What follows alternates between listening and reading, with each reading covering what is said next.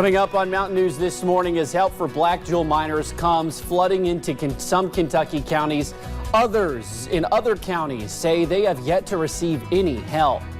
And one dangerously overcrowded Southern Kentucky detention center will soon have a new facility to house its inmates. Plus, close to 500 of former Eric C. Kahn's clients should receive their Social Security benefits again soon. Dedicated to Eastern and Southern Kentucky, this is WYMT Mountain News This Morning.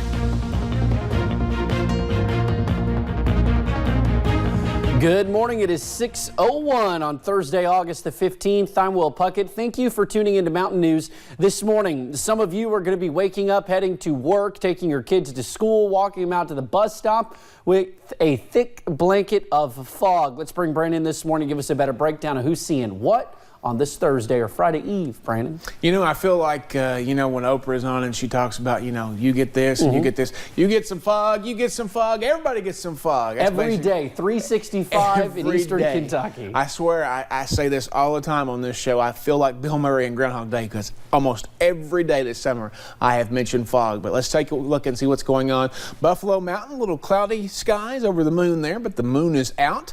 Nice start to the day here across the mountains, but you see the fog prevalent out there. Zero visibility Logan, close to it there across parts of the Cumberland Valley and out toward Lake Cumberland. Just be careful this morning. We also had a few showers overnight, stray showers, but they dried up for the most part this morning.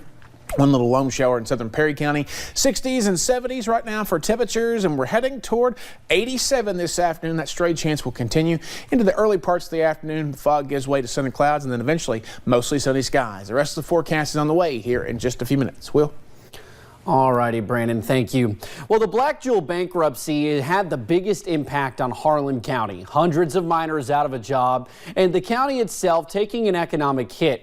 While many there and in surrounding counties have seen hundreds of thousands of dollars in donations, some miners in other counties say they have yet to receive any help at all. Our Connor James talked with them to learn more. It's a bit of a drive from Clay and Laurel counties to get to any of the former Black Jewel mines.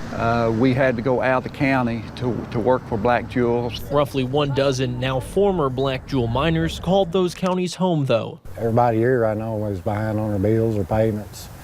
I mean, it's tough. Greg Norris recalling the last 6 weeks since thousands of dollars disappeared from his bank account. It's tough.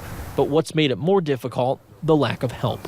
Well, the only thing we've actually got help in is unemployment. Norris says while he's happy to see the hundreds of miners in other counties getting donations, we haven't seen nothing. For example, a donation from the Gillum Foundation gave nearly $800,000 to miners in several counties. Clay and Laurel were not included. We are here and we are part of the Black Jewel family, but we've not been involved in any of the benefits that have come along for some of the other miners. The need prompted Monica Davis, the wife of one of those miners, to start a fund for them. Because I wanted to give our miners in Clay County a voice also, because they weren't being helped and we wanted them to be. This weekend, one of those events hopes to draw in enough money to help those miners catch up on bills. We're going to have a march for the miners here Saturday at 8 o'clock here at the EKU.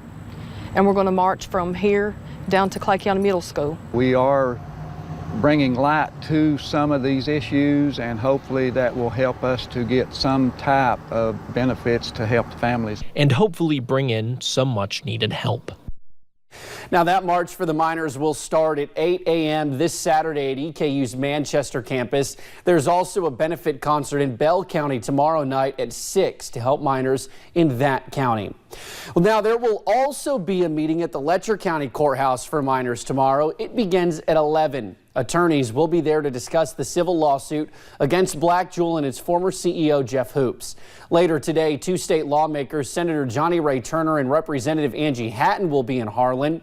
At 11:30, the plan is to discuss a pre-filed bill to close the loophole that allowed Black Jewel to get by without paying a bond when beginning operations. That bond would have helped pay the wages of miners who lost their jobs. We do plan to stream that news conference live on WYMT.com and our Facebook page. In Clay County, deputies there arrested Wesley Henson and Crystal Barger. Deputies were searching for a wanted fugitive on South Highway 421 Tuesday morning. Officials found both Barger and Henson asleep in a car outside of a home. Henson is charged with burglary and theft by unlawful taking. Barger had a bench warrant. They were both taken to the Clay County Detention Center. A man wanted for murder in eastern Kentucky is now in an Ohio jail. Investigators say James Reed shot and killed Lawrence McCoy at a home in Ashland. The shooting happened Tuesday night. Police arrested Reed just after 3 in the morning in Ohio. He is being held without bond in an Ohio jail. Police say the shooting was related to a domestic incident.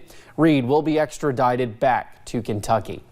A 3-year-old West Virginia boy is dead after police say he accidentally shot himself in the head. It happened around 6:30 Wednesday evening in the city of Nitro. Investigators say the boy's father was home at the time. He left the firearm out because he was getting ready to take it with him somewhere. Police say he was taken to the hospital in critical condition, but died just after 10 o'clock. A grand jury indicted one Pulaski County man on multiple charges of rape and kidnapping. Deputies say their investigation started in April. That is when they received a call about a sexual assault and kidnapping of a woman. Deputies presented their case against Gerald Hendricks earlier this month. He is now in the Pulaski County Detention Center. Arraignment for Hendricks is scheduled for later today. One eastern Kentucky man is now behind bars linked to a federal drug investigation. A federal grand jury indicted Ronald Barksdale in June along with 3 others. Prosecutors claims the group worked together to deal meth and pills in Bell and Knox counties. Investigators arrested Barksdale Tuesday. The indictment says Barksdale was previously convicted of conspiracy to distribute cocaine and served 12 months in prison. If convicted in the new case, he could spend life behind bars.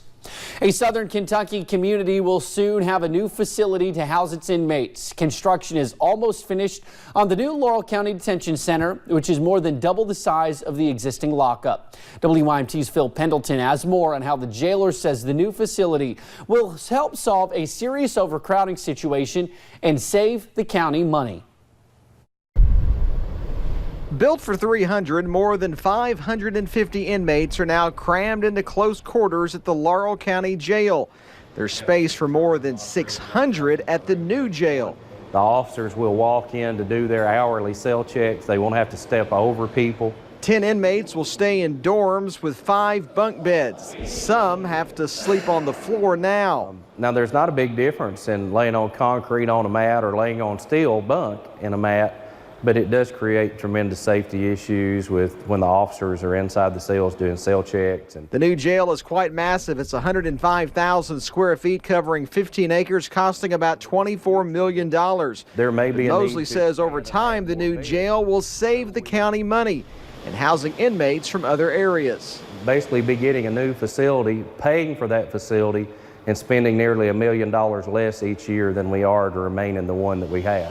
It's never a good thing to have to build a larger building to lock people up, but Mosley says they do have numerous programs to minimize their population. Our goal is to make this the last day of each inmate that comes into the facility.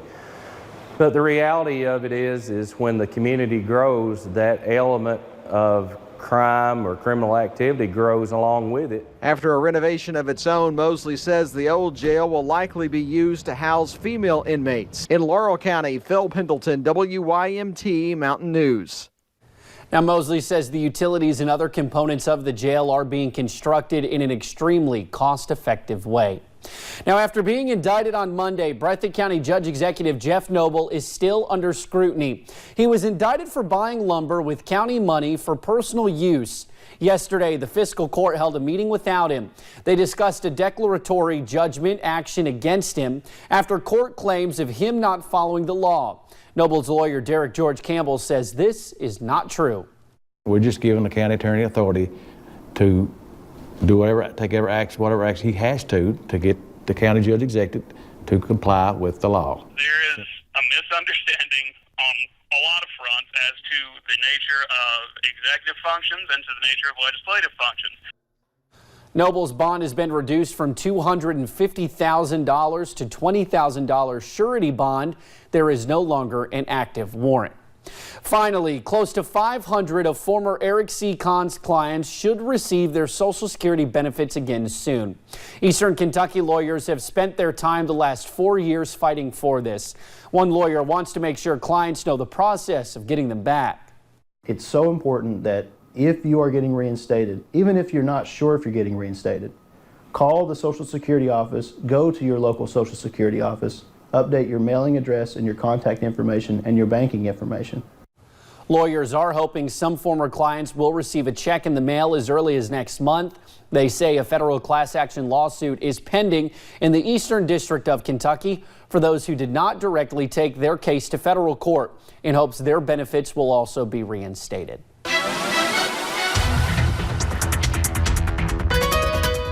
Stray showers and fog. Those are the two phrases today that you're going to notice this morning. Hopefully by the afternoon, sunshine takes over. Let's take a look right now at live pinpoint Doppler radar. Push my button too quick, so we'll zoom back out here to the big shot. Now we'll take you down to the one little stray shower that's moving through parts of southern Perry County, going back over toward Letcher County there this morning. So again, just one little lone shower right there along Highway 699, going back toward Leatherwood and over toward the Blackie community on Highway 7. Visibility is low with the fog dense this morning. As usual, no surprises there, right? So just be careful and take it easy out there this morning. Temperatures in the 60s and 70s. Jacksboro, the warm spot at 73. Other 270s are Prestonsburg and Ashland. And we see some low 60s out towards Somerset and Monticello. So your iced coffee forecast today, starting out in the 60s this morning. So a medium blend there as you head out the door. 87 though this afternoon, our average high for this time of the year, 84. We might break or get close to some records this weekend, but not today. Will? All righty, Brandon, thank you. And thank you for joining us on Mountain News this morning. More news is on the way. Later, commercial vehicle enforcement officers are doing what they call roadway blitzes to keep drivers safe. And after the death of one Knott County school teacher, friends and family are continuing to try and make her dreams a reality.